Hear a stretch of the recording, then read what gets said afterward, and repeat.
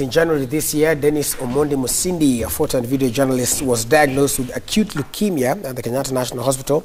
He was later flown to the Apollo Hospital in India for a bone marrow transplant. Kenya stood with Dennis, helping him raise 4 million Kenyan shillings for the transplant and more for other treatment costs. 6 months later, Dennis died at the Kenyatta National Hospital. His battle is the story of thousands of Kenyans diagnosed with cancer for whom India's treatment is their last and only resort. Special coverage of battling cancer begins with the story of Dennis Musundi, as told by himself and his wife Nancy. Majuma manne sijakuwa nikipokea matibabu. Kwa kweli hali yangu ni mbaya na naomba msaada kutoka mtu yoyote yule. At the age of 31, Dennis Musundi Omondi was a healthy and very passionate photo and video journalist for West Media and West FM. He and his wife Nancy were expecting a second-born child. In December 28, 2018, he fell ill while at his rural home in Busia. He came back and he was treated for what seemed like a flu. But in January, he went for a medical checkup at the Kenyatta National Hospital. I had acute leukemia. It was not easy to break the news to the family. When I remembered my 3-year-old girl, I kept believing that something will happen. Leukemia is a cancer of the blood. There's very little one can do to prevent it.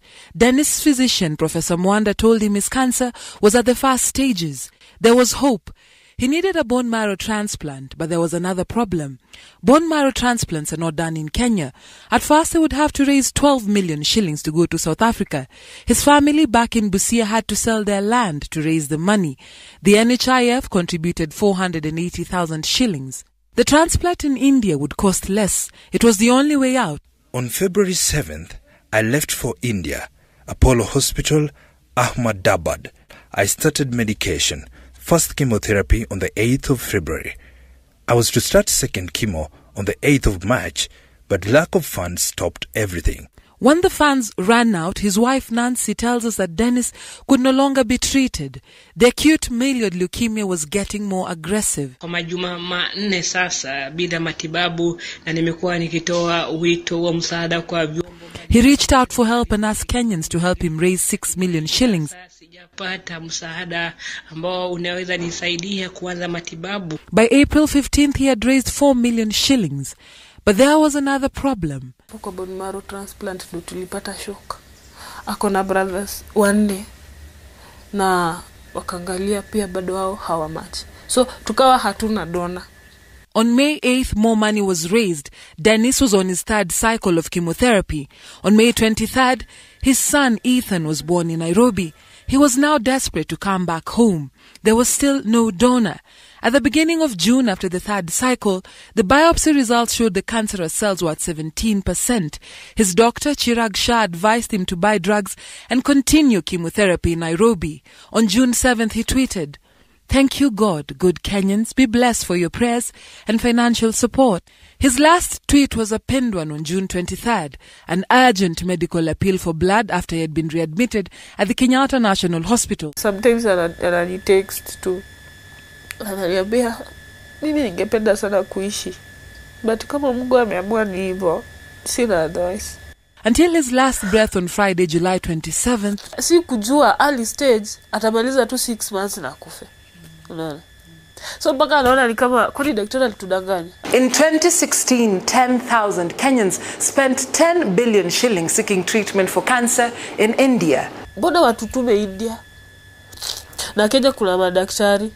So huyo mwenye ako kijijini mwenye haezi afford kwenda India lazima kufe. What happens when they come back? No studies have been released about the survival rates. There has to be some continuity of care from here going all the way maybe to India. Once the treatment has been done, disease, whether it's terminal or otherwise, part of the treatment is to give hope, but true hope in the sense that giving the true information about the actual disease and the actual prognosis, but at the same time also giving hope. Hope does not mean telling a patient that they're going to live forever. Nancy is still coming to terms with the loss of Dennis. Widowed at 29, the responsibility of the family is hers. The chemotherapy drugs Dennis bought in India are still there. Her son is now 5 months old. She says she wants him to become a journalist like his father, who left enough memories behind. Nancy doesn't want Dennis' death to be in vain. He made his battle with cancer public. There has to be some continuity of care from here going all the way maybe to India once the treatment has been done. Hii bone marrow tukue na register. Wakenya wakue hata mtoto akizaliwa wanachukua details zake wanaweka pale. So kukiwa na mtu anataka wanachukua wanaangalia wanaona huyu na huyu nikaa wanakaribiana. Hivyo ni kusave life. Juu blood cancer sahi hiyo blood cancer sahi ndio inamaliza watu. Kupeana tu hope. Hata Dennis kwenye yako atafurahi. Juu hakuwa mtu mwenye angewish pain on another person. Dorcas Wangira, Citizen TV.